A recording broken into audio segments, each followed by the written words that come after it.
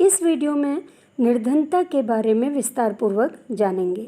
Video में निर्धनता का अर्थ, निर्धनता रेखा निर्धारण के विभिन्न मानदंड, भारत में निर्धनता का अनुमान या आकलन, भारत में निर्धनता की विशेषताएं, निर्धनता व गरीबी के कारण, निर्धनता दूर करने के उपाय, निर्धनता उन्मूलन के सरकारी प्रयास तथा मनरेगा के बारे में विस्तारपूर्वक जानेंगे। साथ ही राष्ट्रीय खाद्य सुरक्षा योजना के बारे में भी जानेंगे। निर्धनता की परिभाषा। निर्धनता का अर्थ उस अवस्था से है जब समाज का एक वर्ग अपने जीवन, स्वास्थ्य एवं कार्यकुशलता के लिए आवश्यक न्यूनतम उपभोग आवश्यकता को पूरा करने में अपने को असमर्थ पाता है। निर्धनता के दो रूप हैं, पहला निरपेक्ष निर्धनता और दूसरा सापेक्ष निर्धनता। तो इस तरह से निर्धनता के दो रूप हैं। सबसे पहले जानेंगे निरपेक्ष निर्धनता। मानव की आधारभूत आवश्यकताओं जैसे भोजन, स्वास्थ्य, कपड़ा, मकान, स्वास्थ्य सुविधाएं आदि की पूर्ति हेतु पर्याप्त वस्तुओं एवं सेवाओं को जुटा पाने की असमर्थता निरपेक्ष निर्धनता कहलाती है। निरपेक्ष निर्धनता देश की उस जनसंख्या को सूचित करती है जो न्यूनतम उपभोग स्तर नहीं प्राप्त कर पाती और गरीबी रेखा के नीचे जीवन यापन करती है। दूसरा है सापेक्ष निर्धनता। सापेक्ष निर्धनता आय में पाए जाने वाली असमानता को प्रकट करती है। सापेक्ष निर्धनता अंतर्राष्ट्रीय आर्थिक असमानता अथवा क्षेत्रीय असमानताओं का बोध कराती है या विभिन्न वर्गों, विभिन्न प्रदेशों अथवा विभिन्न देशों की तुलनात्मक आय का प्रदर्शन सापेक्ष निर्धनता का बोध कराता है। यदि यह कहा जाए कि भारत में प्रति व्यक्ति आय स्विट्जरलैंड की प्रति व्यक्ति आय से कम है, तब यह सापेक्ष निर्धनता दर्शाने वाला कथन है। निर्धनता रेखा निर्धारण के विभिन्न मानदंड स्वतंत्रता प्राप्ति के बाद निर्धनता रेखा के आकलन के लिए अपनाए गए दो आकलन हैं। स्वतंत्रता से पूर्व दादा भाई नौरोजी ने सबसे पहले गरीबी रेखा की अवधारणा आरंभ की थी। तो ये जो निर्धनता रेखा के आकलन के लिए जो दो आकलन हैं, इसमें पहला है प्रभावी उपभोग मांग और न्यूनतम आवश्यकता के अनुमान हेतु कार्यबल और दूसरा मासिक प्रति व्यक्ति उपभोग व्यय। पहला है इसमें प्रभावी उपभोग मांग और न्यूनतम आवश्यकता के अनुमान हेतु कार्यबल। स्वतंत्रता के बाद 1989 में प्रभावी उपभोग मांग और न्यूनतम आवश्यकता के अनुमान हेतु कार्यबल का गठन किया गया। योजना आयोग ने न्यूनतम कैलोरी उपभोग को ग्रामीण क्षेत्रों में प्रतिदिन 2400 कैलोरी और नगरीय क्षेत्रों में 2100 कैलोरी निर्धारित किया है। ऐसे व्यक्ति जो इस कैलोरी से कम प्राप्त करते हैं, निर्धनता रेखा से नीचे माना गया है उनको। ग्रामीण एवं नगरीय क्षेत्रों की कैलोरीज की मात्रा में अंतर इसलिए रखा गया है क्योंकि नगरीय क्षेत्रों की तुलना में ग्रामीण क्षेत्रों में शारीरिक श्रम अधिक करना पड़ता है, इसलिए उन्हें अधिक ऊर्जा की ज़रूरत होती है, या कह सकते हैं कि उन्हें अधिक कैलोरी की ज़रूरत होती है।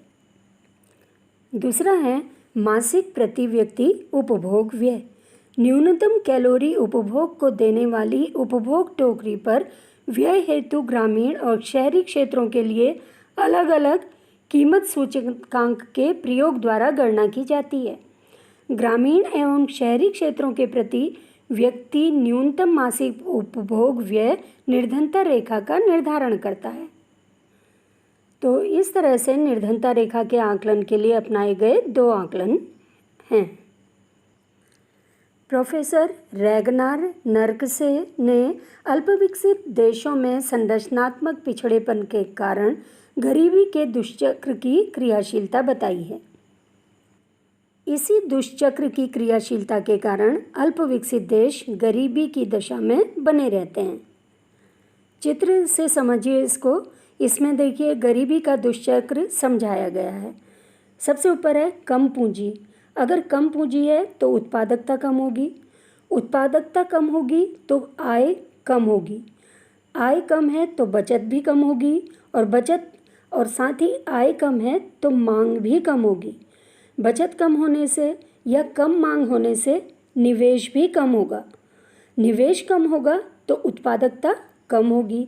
इसी तरह से कम निवेश होगा तो पूंजी कम होगी और ये चक्र चलता रहता है। इसको गरीबी का दुष्चक्र कहते हैं। भारत में निर्धनता की विशेषताएं। सबसे पहला है निर्धनता का आकार। देश में निर्धनता अनुपात में तो कमी आई है, लेकिन जनसंख्या में वृद्धि के कारण देश में गरीबी रेखा के नीचे एक बड़ी आबादी रहती है। दूसरा है अंतर्राज्यीय विभिन्नताएं। देश में निर्धनता में अंतर्राज्यीय विभिन्नताएं भी पाई जाती हैं।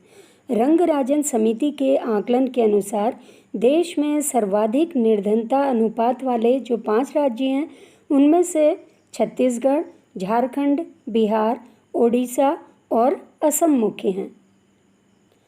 तीसरा है ग्रामीण और नगरीय निर्धनता। भारत में शहरी क्षेत्र की तुलना में ग्रामीण क्षेत्र में निर्धनता का अनुपात अधिक है। शहरी क्षेत्र में अधिकतर गरीबी, बेरोजगार, अल्प रोजगार, निम्न वर्ग के लोगों, अर्थव्यवस्था के निर्माण क्षेत्र व सेवा क्षेत्र में कम वेतन पाने वाले कर्मचारियों में पाई जाती है, जबकि ग्रामीण क्षेत्रों में भूमिहीन किसानों, कलाकारों, पिछड़ी जाति जनजातियों में निर्धनता पाई जाती है। भारत में गरीबी के 3 मुख्य कारण हैं। पहला आर्थिक कारण, दूसरा सामाजिक कारण और तीसरा राजनीतिक एवं प्रशासनिक कारण। तो सबसे पहला कारण है आर्थिक कारण। इसमें है सीमित औद्योगिकरण। भारत की निर्धनता का एक प्रमुख कारण औद्योगिकरण का पिछड़ापन है।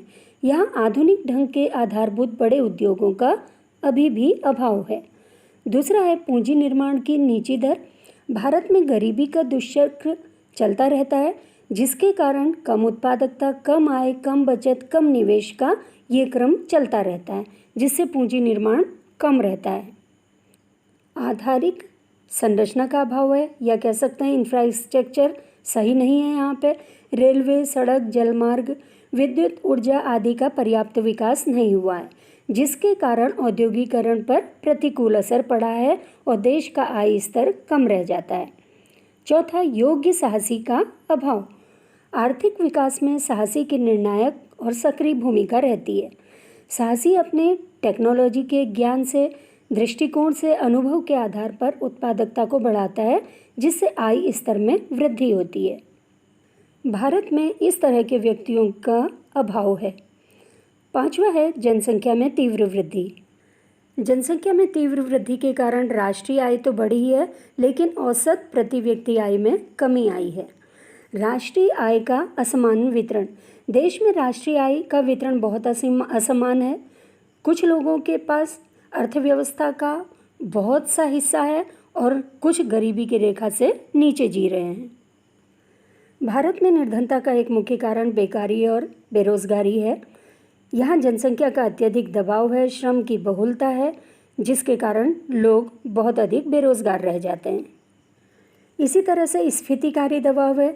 देश में वस्तुओं की कीमतों में बहुत वृद्धि हुई है, जिसका प्रतिकूल प्रभाव लोगों के उपभोग स्तर पर पड़ा है। बढ़ती हुई कीमतों के कारण गरीबी रेखा के नीचे काफ़ी लोग खड़े हैं। इसी तरह से भारत में गरीबी का एक मुख्य कारण कृषि पर अत्यधिक निर्भरता है।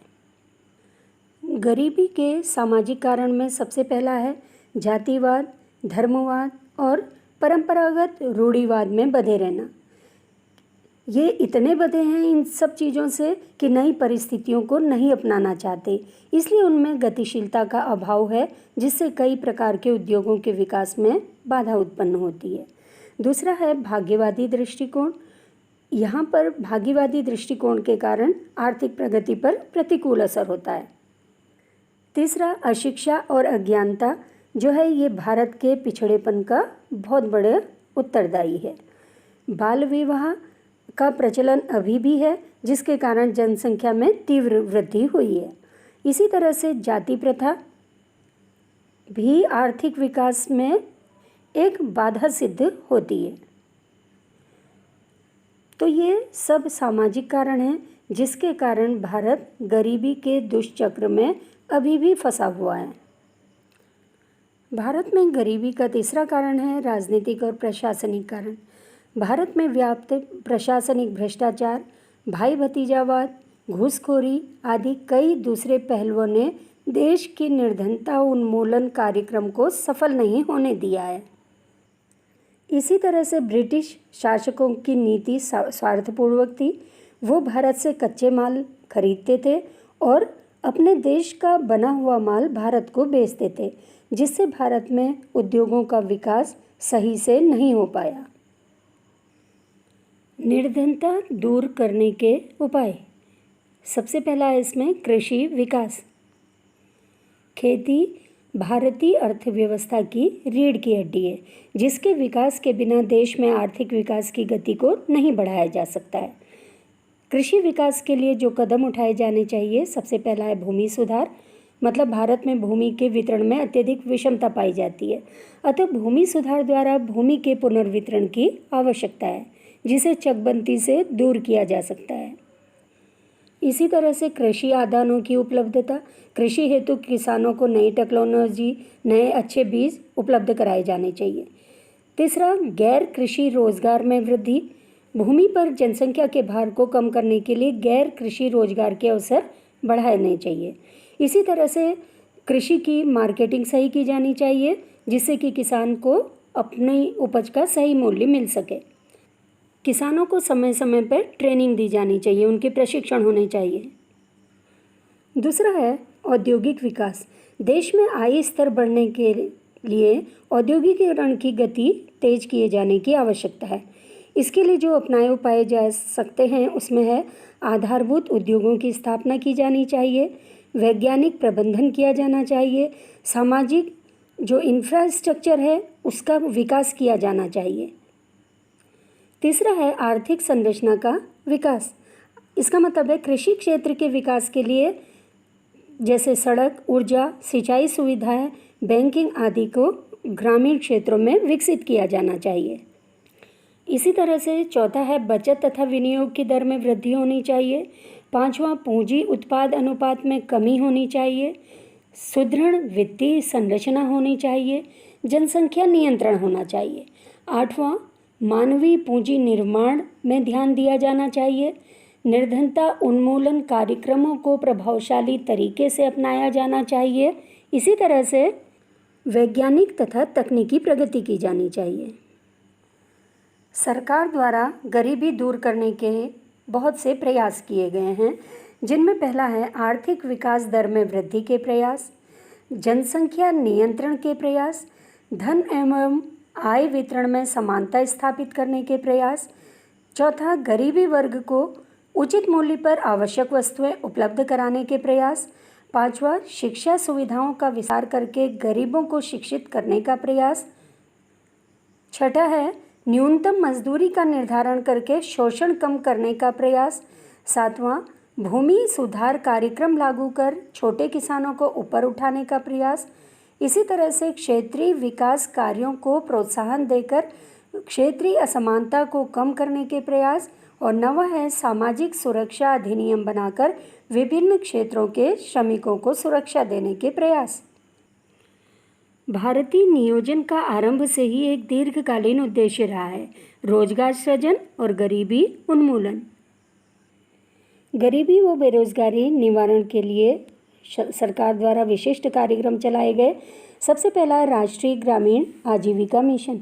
ग्रामीण क्षेत्रों में निर्धनता निवारण के लिए राष्ट्रीय ग्रामीण आजीविका मिशन की शुरुआत स्वर्ण जयंती ग्राम स्वरोजगार योजना के पुनर्गठन के पश्चात केंद्र सरकार द्वारा 3 जून 2011 को की गई। इस मिशन का उद्देश्य वर्ष 2024-25 तक सभी ग्रामीण परिवारों को संगठित करना और उन्हें लगातार तब तक संपोषित करना और सहायता देना है जब तक वो गरीबी स्तर से उबर नहीं जाते। दूसरा है प्रधानमंत्री रोजगार सृजन कार्यक्रम। स्वरोजगार के अधिक अवसर सृजित करने के लिए यह योजना 15 अगस्त 2008 में लागू की गई, जिसमें पूर्व में चल रही 2 योजनाएं प्रधानमंत्री रोजगार योजना और ग्रामीण रोजगार सृजन कार्यक्रम का विलय कर दिया गया। तीसरा, दीनदयाल उपाध्याय ग्रामीण कौशल योजना। 25 सितंबर 2014 को घोषित यह योजना राष्ट्रीय ग्रामीण आजीविका मिशन का एक हिस्सा है। चौथा है प्रधानमंत्री ग्रामोदय राष्ट्रीय योजना। ये ग्रामीण क्षेत्रों के लोगों के जीवन स्तर में सुधार लाने के लिए समग्र उद्देश्य सहित स्वास्थ्य, प्राथमिक शिक्षा, पेयजल, आवास, ग्रामीण सड़कों जैसे 5 महत्वपूर्ण क्षेत्रों में ग्रामीण स्तर पर विकास करने पर ध्यान देने के उद्देश्य से 2001 में ये योजना शुरू की गई। इसी तरह से 5वीं है शहरी आजीविका मिशन, छठा है राष्ट्रीय सामाजिक सहायता कार्यक्रम और 7वां है प्रधानमंत्री गरीब कल्याण योजना। प्रधानमंत्री गरीब कल्याण योजना अप्रैल 2015 में लागू की गई। इस योजना का उद्देश्य गरीबों के कल्याण की योजनाओं को अधिक प्रभावी ढंग से कार्यान्वित करना है, जिससे कि देश की दूर की जनता इन योजनाओं का लाभ उठा सके। फिर है महात्मा गांधी राष्ट्रीय ग्रामीण रोजगार गारंटी अधिनियम 2005 अथवा मनरेगा कार्यक्रम। महात्मा गांधी राष्ट्रीय ग्रामीण रोजगार गारंटी कार्यक्रम का शुभारंभ 2 फरवरी 2006 को देश के सबसे पिछड़े 200 जिलों में किया गया। योजना की मुख्य विशेषताएं हैं। पहला है ग्रामीण परिवारों का पंजीकरण। काम के इच्छुक परिवार ग्राम पंचायत में अपने वयस्क सदस्यों के नाम, उम्र एवं पता देकर पंजीकरण करवा सकते हैं। दूसरा, काम के लिए आवेदन व बेरोजगारी भत्ता। रोजगार पाने के लिए पंजीकृत परिवार के प्रत्येक वयस्क सदस्य को काम के लिए लिखित आवेदन देना होता है। यदि पात्र आवेदक को कार्य की मांग के 15 दिनों के भीतर अथवा उसके द्वारा काम की निश्चित तिथि के भीतर रोजगार उपलब्ध नहीं कराया जाता तो उसे रोजगार भत्ता दिया जाता है। तीसरा है न्यूनतम मजदूरी। राज्यों में कृषि श्रमिकों के लिए लागू वैधानिक न्यूनतम मजदूरी का भुगतान इसके लिए किया जाता है। चौथा है इसमें पात्रता। ग्रामीण क्षेत्रों के परिवार के वयस्क व्यक्तियों को एक वित्तीय वर्ष में एक परिवार को कम से कम 100 दिन के लिए रोजगार उपलब्ध कराकर उनकी आजीविका सुनिश्चित करना है। राष्ट्रीय खाद्य सुरक्षा योजना 2013 राष्ट्रपति द्वारा हस्ताक्षर कर दिए जाने के बाद राष्ट्रीय खाद्य सुरक्षा अधिनियम 2013 को भारत के राजपत्र में अधिसूचित कर दिया गया है। इस अधिनियम के या इस योजना के जो मुख्य बिंदु हैं, सबसे पहला, योजना के लिए खाद्यान्न केंद्र सरकार उपलब्ध कराएगी। दूसरा, योजना राज्य सरकारों द्वारा कार्यान्वित की जाएगी। तीसरा, हरियाणा तथा उत्तराखंड 2 राज्यों और केंद्र शासित क्षेत्र राष्ट्रीय राजधानी क्षेत्र योजना को 20 अगस्त 2013 को लागू करने वाले अग्रणी राज्य बने। चौथा, योजना के अंतर्गत चावल, गेहूं और मोटा अनाज बहुत कम मूल्य में उपलब्ध कराना। सरकार द्वारा मूल्य इसलिए घोषित किए गए जिससे कोई भी व्यक्ति भूखा न रहे और प्रत्येक व्यक्ति को भोजन उपलब्ध हो जाए। 5वां है प्राथमिकता के आधार पर परिवारों के प्रत्येक व्यक्ति को 5 किलोग्राम खाद्यान्न प्रति व्यक्ति प्रति माह रियायती दर पर उचित मूल्य की दुकानों से मिलेगा।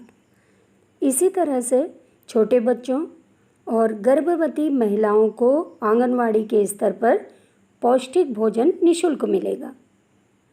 निर्धनता दूर करने की कुछ अन्य केंद्रीय योजनाएं हैं। ये योजनाएं हैं जैसे पहला, सार्वभौमिक स्वास्थ्य बीमा योजना। दूसरा, वंदे मातरम योजना, जयप्रकाश नारायण रोजगार गारंटी योजना, अंत्योदय अन्न योजना, आम आदमी बीमा योजना, अंबेडकर वाल्मीकि मलिन बस्ती आवास योजना, हरियाली योजना, बंधक ऋण गारंटी योजना।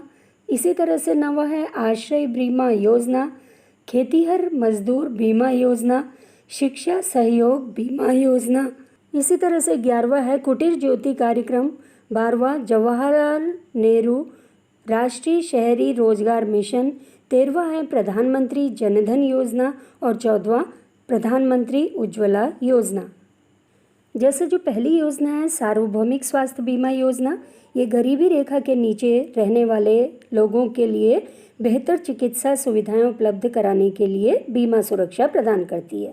दूसरा, वंदे मातरम योजना, इस योजना का उद्देश्य गरीब और पिछड़े वर्ग की गर्भवती महिलाओं को स्वास्थ्य संबंधी सुविधाएं उपलब्ध कराना। तीसरा, जयप्रकाश नारायण रोजगार गारंटी योजना। देश के सर्वाधिक गरीबी वाले जनपदों में ग्रामीण बेरोजगारों को रोजगार प्रदान करना। इसी तरह से हरियाली परियोजना, ये है पेयजल समस्या के निवारण और बंजर भूमि में सिंचाई हेतु जल की व्यवस्था सुनिश्चित करना। अंत्योदय अन्न योजना। अंत्योदय अन्न योजना का मतलब है निर्धनतम परिवारों को रियायती दर पर खाद्यान्न उपलब्ध कराना। इसी तरह से आम आदमी बीमा योजना। आम आदमी बीमा योजना गरीबी रेखा के नीचे रहने वाले ग्रामीण भूमिहीन परिवारों को सामाजिक सुरक्षा देना। अंबेडकर वाल्मीकि मलिन बस्ती आवास योजना। शहरी क्षेत्रों में अनुसूचित जातियों, अनुसूचित जनजातियों, पिछड़े कमजोर लोगों को सस्ती दरों पर मकान उपलब्ध कराना इसका उद्देश्य है। निर्धनता उन्मूलन कार्यक्रम की उपलब्धियां। पहला है निर्धनता अनुपात में कमी आई है इससे, साथ ही ग्रामीण क्षेत्रों में रोजगार और आय स्तर में कुछ सुधार हुआ है। दूसरा, पोषित आहार में वृद्धि हुई है। तीसरा, मजदूरी दर में वृद्धि। चौथा, ग्रामीण क्षेत्रों में रोजगार और आय स्तर में कुछ सुधार हुआ है। निर्धन वर्ग को पोषित आहार में वृद्धि होने से उनकी कार्यक्षमता में वृद्धि हुई है। कार्यक्षमता में वृद्धि होने से उनकी आय स्तर में भी सुधार हुआ है। निर्धनता उन्मूलन कार्यक्रमों की आलोचनाएं। पहला है अकुशल प्रशासनिक मशीनरी। ये कार्यक्रम कुशलतापूर्वक लागू नहीं किए जा सके। इन कार्यक्रमों की प्रशासनिक मशीनरी अकुशल रही है, प्रशिक्षित नहीं थी, इसलिए ये कार्यक्रम कुशलतापूर्वक लागू नहीं किए जा सके। दूसरा है दोषपूर्ण क्रियान्वयन। इसका मतलब हो गया इन कार्यक्रमों से जो लाभ गरीबी रेखा से ऊपर जीवन यापन कर रहे लोगों ने ज़्यादा उठाया और जिनको लाभ मिलना चाहिए था वो इस लाभ को नहीं उठा पाए। इसी तरह से जन सहयोग का अभाव रहा। ये कार्यक्रम सरकार के द्वारा चलाए जाते हैं जहाँ इन कार्यक्रमों में लोगों की प्रभावशाली भागीदारी का अभाव रहा है। चौथा, मध्यस्थों की श्रृंखला। इन कार्यक्रमों में लाभार्थी और सरकार के मध्य मध्यस्थों की लंबी श्रृंखला होती है, जिसके कारण लाभार्थियों तक ये कार्यक्रम का पूरा लाभ नहीं मिल पाता। इसी तरह से पांचवा है गरीबी के विभिन्न स्तर तथा कीमत और आय की उपेक्षा। गरीबी निवारण कार्यक्रमों के लिए कुछ सुझाव दिए गए हैं, जैसे पहला है गरीबी उन्मूलन कार्यक्रमों का गरीबी उन्मूलन कार्यक्रम का विकास कार्यक्रमों के साथ उचित समन्वय किया जाना आवश्यक है। इसके लिए आवश्यक है कि विकास कार्यक्रमों को स्थानीय आवश्यकताओं और उपलब्ध तकनीक के आधार पर विकेंद्रीकृत रूप में लागू किया जा सके। दूसरा, लाभार्थी आधारित कार्यक्रमों के विस्तार के साथ यह सुनिश्चित करना भी आवश्यक है कि योजनाओं का लाभ उपयुक्त लाभार्थी को पूर्ण रूप से प्राप्त हो सके, क्योंकि देखा यह गया है कि जो सरकार गरीबी निवारण के कार्यक्रम अपनाती है उसका फ़ायदा वो लोग ज़्यादा उठा लेते हैं जिनको इसकी आवश्यकता नहीं है। तीसरा, संभावित लाभार्थियों के लिए व्यापक प्रशिक्षण कार्यक्रम की व्यवस्था की जानी आवश्यक है। चौथा, कार्यक्रमों के प्रति जागृति उत्पन्न की जानी चाहिए तथा शिक्षा और स्वास्थ्य के उपायों के माध्यम से उनके क्षमता में वृद्धि की जानी चाहिए।